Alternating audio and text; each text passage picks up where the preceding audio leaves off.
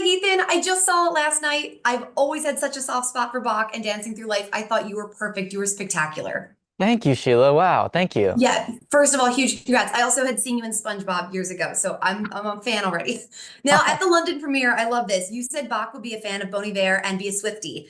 When you're developing a character like Bach, who we've seen played by so many actors over the last 20 years, are there backstories and personality details that you come up with in your head that we don't see on screen? And if you have any, could you share some?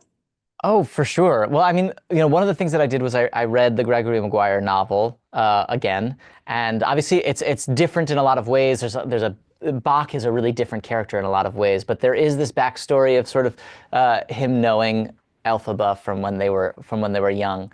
Um, And so even though there's not necessarily a way for that to play in, there was this sort of like connection to these characters and the backstories of their worlds that I felt like was really important. You dive right in, and the first thing that Bach says is to Glinda, my parents don't even know I'm gone. It's a very familiar thing to say right away. So I think that was important to me.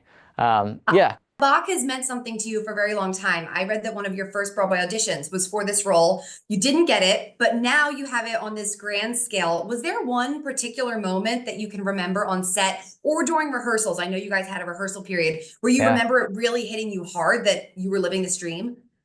Honestly, the moment in the Ozdust Ballroom, as soon as we finished the dance between Bach and Nessa, was kind of a wild moment because we Marissa and I turned to each other and we were like, oh, I guess that's in the can now. Like we spent months rehearsing it. It was such an important part for building our characters, and as you know what happens in part two, but for people who are going to see what happens in the next movie, this was like a really pivotal moment for like setting a base work of like nuance in their relationship, like a complicated love there that I think really pays off later.